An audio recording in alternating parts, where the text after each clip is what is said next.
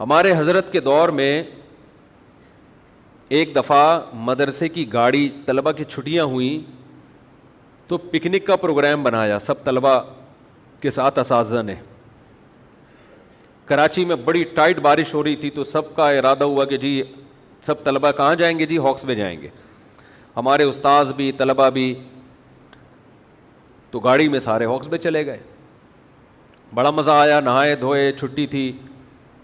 طلبہ کا بھی دل چاہتا ہے نا کبھی کبھار یہ ایکٹیویٹیز تو دینی مدرسوں کے طلبہ کی بھی ہونی چاہیے کہ نہیں، ورنہ مکھنچو بن جائیں گے، عجیب سے بن جائیں گے بیٹھے بیٹھے. جب شام کو واپس آئے تو گاڑی خراب ہو گئی. ہمارے حضرت مفتی رشید احمد صاحب رحمہ اللہ کو بڑا غصہ آیا کہ مدرسے کی وقف کی گاڑی کا ایسا استعمال کیوں کیا؟ یہ تو مدرسے کی، اس کو تو بہت احتیاط سے چلانا چاہیے تھا. یہ کھڈے میں کیوں گئی اور یہ کیچڑ میں کیوں چلائی؟ وہ بہت سخت ہے وقف کے معاملات میں، بہت سخت ناراض ہو گئے اور طبیعت سے سب کو ڈانٹا. اب روز نہ آتے ہی جب بھی ان کی مجلس ہوتی تھی 11:15 بجے، تو 11:15 بجے نصیحت شروع کرنے سے پہلے ڈانٹ سے ابتدا ہوتی تھی. عربی میں ڈانٹتے تھے، عربی میں نا، اور پھر اردو میں ایک لفظ بولتے تھے کہ وقف کی گاڑی کا آپ نے ایسا استعمال کیوں کیا؟ اب جب دیکھا کہ حضرت غصے میں بہت آ گئے ہیں تو سب نے انکوائری شروع کر دی. حضرت کو خبر دی کس نے؟ مفتی صاحب. یہ اطلاع پہنچائی کس نے؟ اس کو پکڑو سالے کو. ان کو بتایا کس نے؟ اب تفتیش، ہم لوگوں نے سب نے مل کے تفتیش شروع. بیٹا یہ وہ بندہ کون ہے؟ شکایتی ٹٹو ہے بھائی، ایک گلاس پانی اور پلا دیں ذرا. وہ شکایتی ٹٹو ہے کون جس نے ان کو جا کے بتایا؟ حضرت تھوڑی ہمارے ساتھ گئے تھے، ان کو کیا پتا کہ گاڑی کو خراب ہوئی ہے کہ صحیح ہوئی ہے. اب تفتیش میں لگ گئے اور حضرت روزانہ پہلے ڈانٹتے پھر دوسرے کام شروع کرتے. حضرت کی ڈانٹی ختم نہیں ہو رہی اور ہم اس انکوائری میں یہ بندہ کون ہے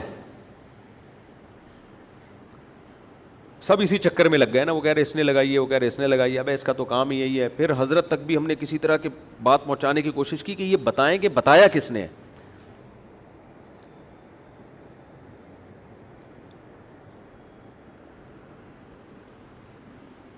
جزاک اللہ. الحمدللہ.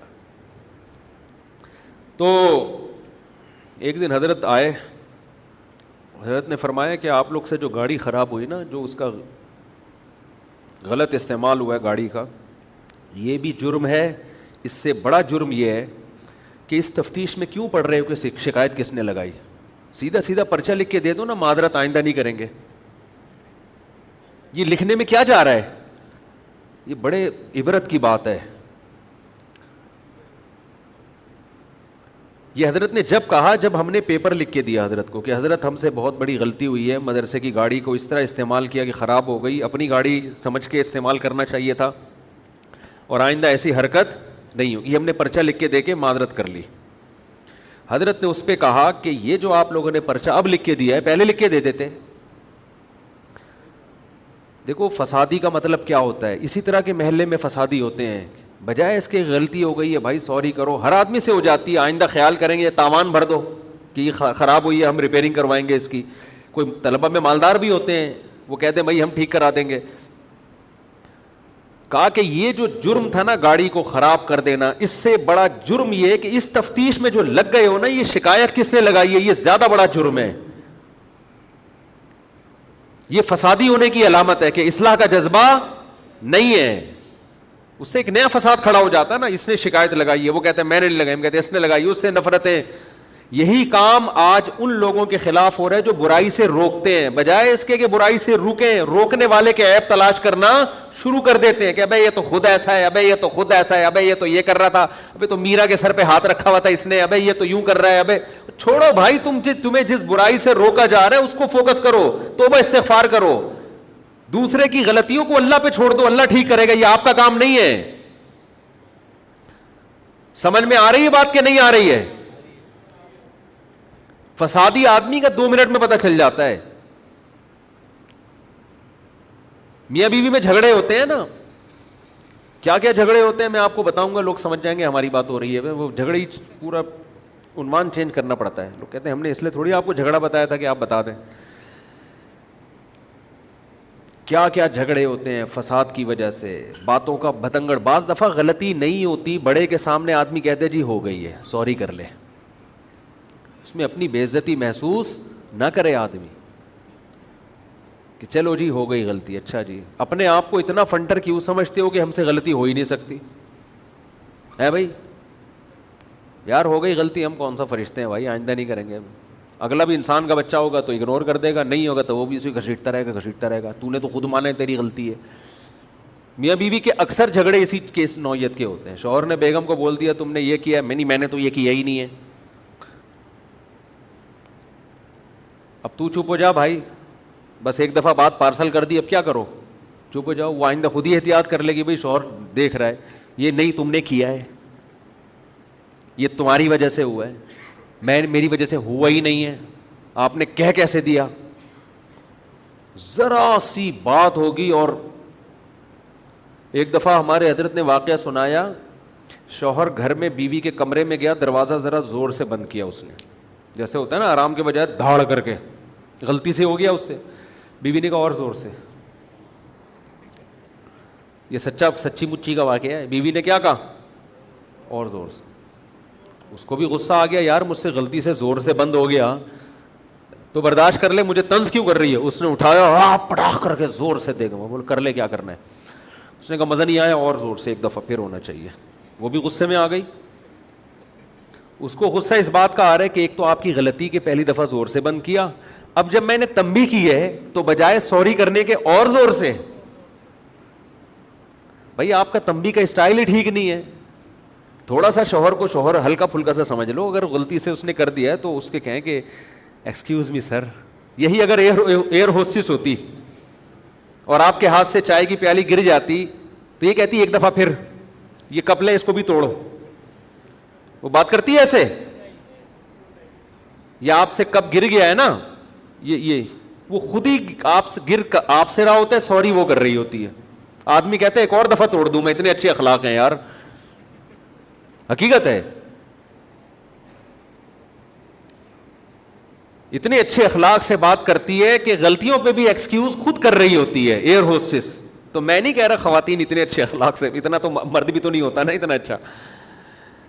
لیکن خاتون کو چاہیے تھا کہ جب مرد نے زور سے دروازہ بند کر دیا, دیکھ لو یا تو غلطی سے کیا ہوگا یا اس کا میٹر کسی بات پہ شارٹ ہوگا. تو جب اگلے کا میٹر شارٹ ہے تو آپ اور اس کو چنگاری کیوں لگا رہی ہو, چپ کر کے بیٹھ جاؤ, بعد میں کہہ دینا اس کو,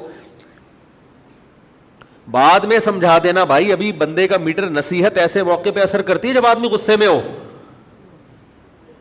چپ ہو جاؤ, بعد میں اس کو آرام سے سمجھا دینا جب موڈ اچھا ہوگا. ہر وقت تھوڑی آدمی کا موڈ خراب ہوتا ہے, کبھی اچھا بھی ہوتا ہے. جس دن پتہ چلتا ہے بیگم اپنے ماں کے گھر جا رہی ہے, بہت اچھا موڈ ہوتا ہے, اس دن سمجھا دو اس کو, اس دن سمجھا دو.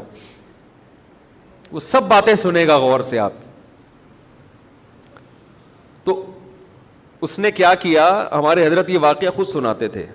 حضرت کے پاس کیس آیا تھا اصل میں, دوبارہ سے شروع سے نا. میاں صاحب آئے ہیں کمرے میں, غصے میں تھا یا غلطی سے دروازہ بند کیا دھاڑ کر کے. بیگم کو آیا غصہ کہ یہ کون سا جنگلیوں کا طریقہ ہے بھائی, بندہ گھر آتا ہے, سلام کرتا ہے, تمیز سے بات کرتا ہے, آرام سے دروازہ بند کرتا ہے, یہ کون سا طریقہ ہے. اس نے کہا یہ کیا جنگلیوں کی طرح دروازہ کوٹا ہے, دوبارہ کرو. اس کو اور غصہ آ گیا کہ میں میاں ہوں, میری کوئی اس گھر میں 2 ٹکے کی ویلیو ہے ہی نہیں. اس نے اٹھایا اور زور سے دھاڑ کر کے. اس کو یہ احساس ہوا, یہ شیطان نا یہ ساری پٹیاں پڑھا رہا ہوتا ہے. ہر آدمی اپنے آپ کو غلطی میں درست ہی سمجھتا ہے. سمجھتے ہو, حوالے سب کے پاس ہوتے ہیں, ریفرنس سب کے پاس ہوتے ہیں. اصل ہم کہتے ہیں فقہا کو فالو کرو, حدیثیں ان کے پاس بھی تھیں اور آج کے اسکالرس کے پاس بھی حدیثیں ہیں. حدیثوں کا مطلب وہ زیادہ سمجھتے تھے, یہ لوگ زیادہ نہیں سمجھتے. ریفرنسز پہ لوگ مر رہے ہیں. تو یہی ہے. اب دیکھو ریفرنس تو عورت کے پاس بھی تھا نا, کہ ایک تو آپ کی غلطی, اوپر سے جب میں نے تنبیہ کی ہے تو بجائے سوری کرنے کے اور اٹھاڑ کے دھوڑ کے مار دیا. پھر جب میں نے دوبارہ کہا کہ اور زور سے, تو اب آپ کو احساس ہو جانا چاہیے تھا, اب سوری کر لیتے. تو بجائے اس کے سوری کے اور دوبارہ تو دروازے کو اللہ نے قوت گویائی نہیں دی, ورنہ وہ بولتا کہ تم دونوں کے پھڈے میں مجھے کیوں پیٹ رہے ہو یار, پکڑ گئے ایک دوسرے کو کوٹو نا, میرا کیا قصور ہے. تو ایسی لڑائی ہوئی ہے کہ کھڑے کھڑے وہیں 3 طلاقیں ہوئی ہیں ان دونوں کے درمیان. سمجھتے ہو, اچھا بھلا ہستی کھیلتی زندگی تباہ.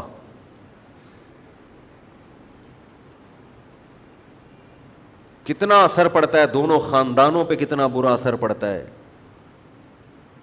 اور آج کل پھر اس سے بڑا اثر یہ کہ حلال کو حرام کو حلال کر لیتے ہیں, اہل حدیث سے فتوے لا کے وہ 3 طلاقیں دے کے رکھ لیتے ہیں. یہ پھر ساری زندگی زنا کا, ساری زندگی کا زنا.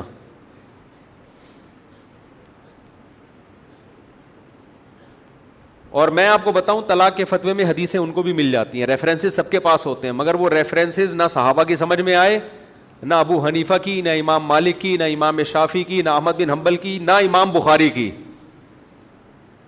امام بخاری بھی اکٹھی 3 کو 3 ہی مانتے ہیں. آج کے اسکالرس کو آپ سنیں تو ایسا لگتا ہے قرآن حدیث انہی نے سمجھا, باقی تو سارے گھاس کھا رہے تھے. اور ہم جب بات کرتے ہیں تو کہتے ہیں یہ اپنے فرقے کو پروموٹ کر رہے ہیں, مسلک کو. جو صحابہ کی بات کر رہا ہے, چاروں ائمہ کی بات کر رہا ہے, محدثین کی بات کر رہا ہے, اس کو فرقہ پرست کہ یہ بہشتی زیور کا دفاع کر رہا ہے. اور جو بات کر رہا ہے اپنے فرقے کی, لیبل قرآن حدیث لگا دیا, اس کو لوگ فرقہ پرست